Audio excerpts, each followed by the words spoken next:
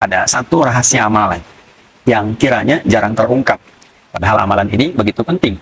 Bukan hanya dapat mengantarkan kita pada cinta Allah Subhanahu wa taala, pada keriduan Allah Subhanahu wa taala, pada rahmat dan surganya Allah Subhanahu wa taala. Lebih dari itu, saat kita di dunia, amalan ini bahkan dapat menghadirkan beragam jenis kemudahan dalam berkehidupan. Baik itu rizki, kedamaian, ketenangan, hingga berbagai macam keringanan dalam beraktivitas dan solusi dari semua persoalan yang mungkin kita hadapi dalam berkehidupan. Teman-teman, amalan itu adalah istighfar. Amalan itu adalah istighfar. Di dalam Al-Quran ada beragam ayat yang kita dapat temukan yang menunjukkan amalan istighfar yang dikhususkan waktunya di waktu sahar. Jamak dari kata sahar adalah ashar. Ashar.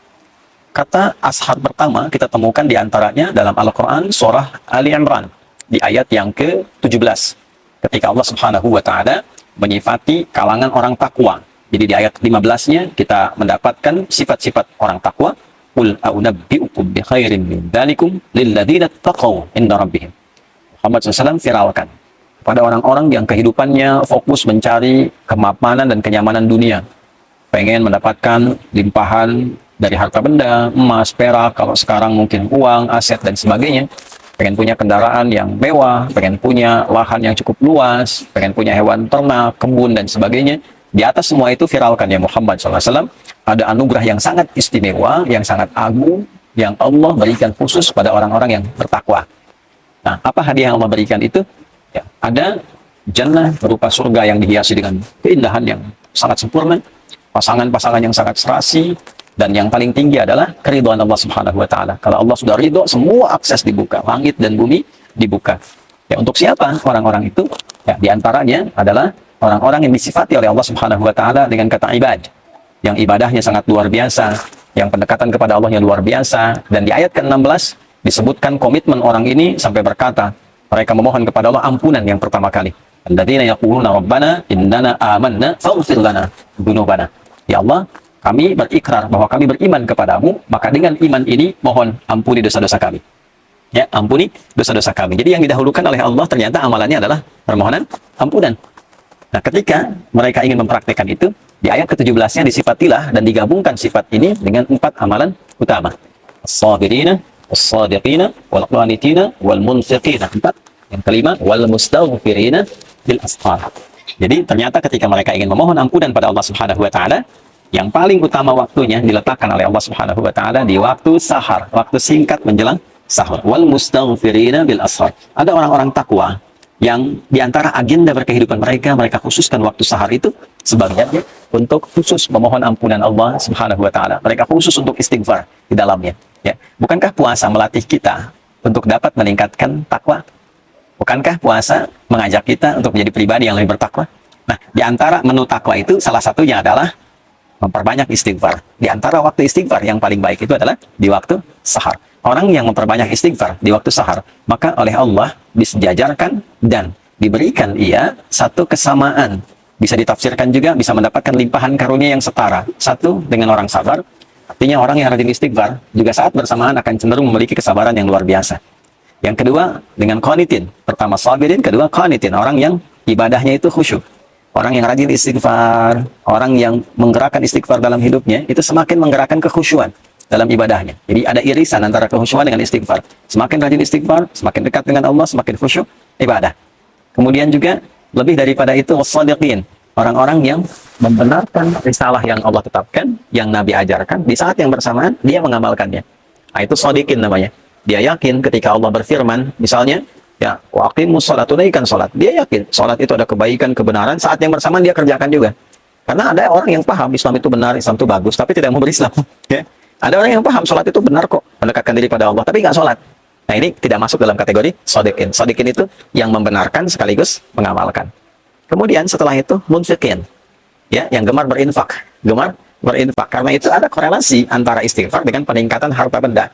Dan peningkatan harta benda yang diawali dengan istighfar nanti arahnya ibadah, bukan mewah. Bukan saya punya harta untuk membangun dunia, bukan. Ya, dunia itu akan ikut, tapi kemewahan yang didapatkan itu untuk mengisi ruang-ruang akhirat yang telah Allah siapkan untuk kita. Itulah sebabnya kalau kita ngaji di Quran surah Nuh misalnya ayat 10, Ya, maka kita dapatkan faqultu astaghfiru rabbakum innahu kana ghaffara. Ya, Nabi Nuh mengatakan, saya menyampaikan pada umatku, kalian banyakin istighfar. Kalau sudah banyak istighfar, Allah punya sifat memberikan ampunan bagi hamba yang senang istighfar. Sifatnya disebut ghafar. Kalau Allah sudah berikan ampunan, apa yang terjadi? Yursilis samaa'a 'alaikum bidrara wa yumdidkum bi amwalin wa banina. Ya. Jadi Allah akan kirimkan, curahkan banyak rahmat. Yang kering, tandus, hujan dikirimkan supaya gembur kembali. Jadi kalau ada yang tandus, yang kering, tidak berkembang, nah salah satu amalan zikirnya dalam Quran tuh banyak istighfar. Tobat semua penduduk, minta ampun sama Allah, nanti Allah turunkan hujan. Ya, makanya di antara istighfar itu kan ada kaitan dengan istighfar.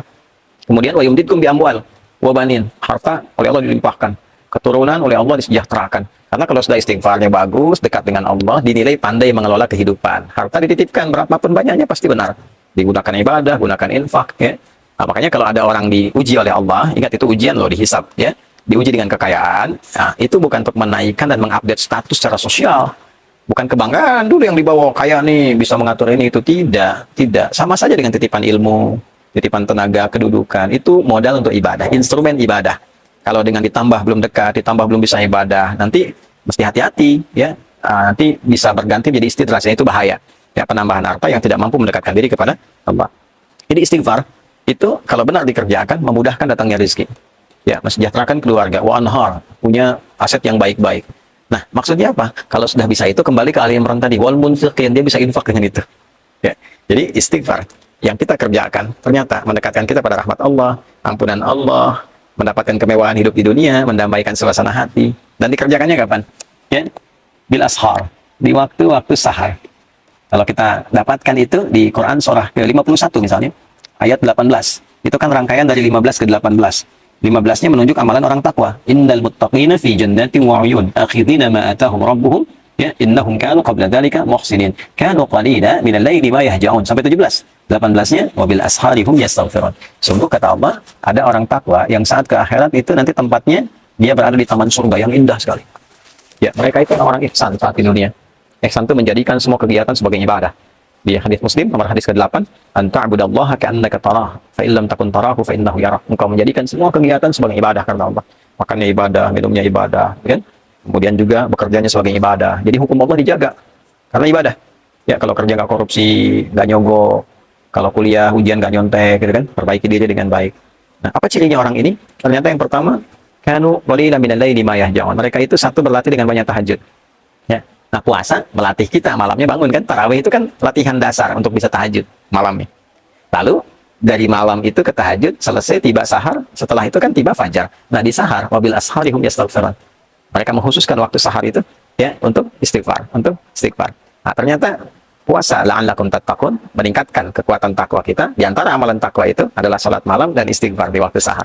Jadi kesimpulannya teman-teman sekalian, sahur itu ada banyak keberkahan yang bisa diraih. Di antaranya makan sebagai sunnah Nabi SAW.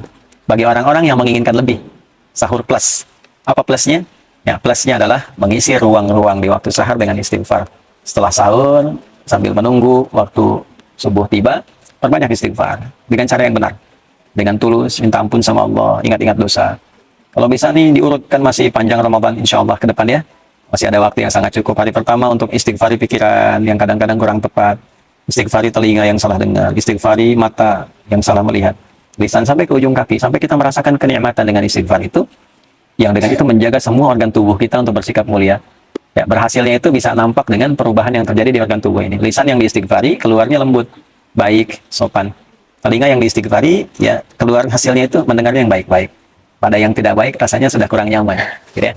Ada demikian sampai ke ujung kaki kita, sampai kita menjadi bagian insya Allah ibadah rahman hamba Allah yang disayang oleh Allah Subhanahu wa Ta'ala. Nah, itulah bagian dari kegiatan-kegiatan yang bisa kita isi selama Ramadan yang selama ini mungkin tidak banyak viral di kalangan masyarakat. Ya, jadi kalau teman-teman ingin mengisi ruang-ruang di waktu sahur yang saat itu dosa bisa diampuni, rezeki bisa dimudahkan, hati didamaikan, dan pulang mendapatkan jaminan ridha Allah Subhanahu wa Ta'ala sebagai anugerah teragung yang Allah siapkan. Tentu kalau sudah Allah ridha, surga menanti dengan segala kenikmatannya yang seperti Allah janjikan. Istighfar di waktu sahar. Astaghfirullahaladzim, astaghfirullahaladzim, astaghfirullahaladzim, alladzi la ilaha illa huwal hayyul qayyum wa atubu ilaih.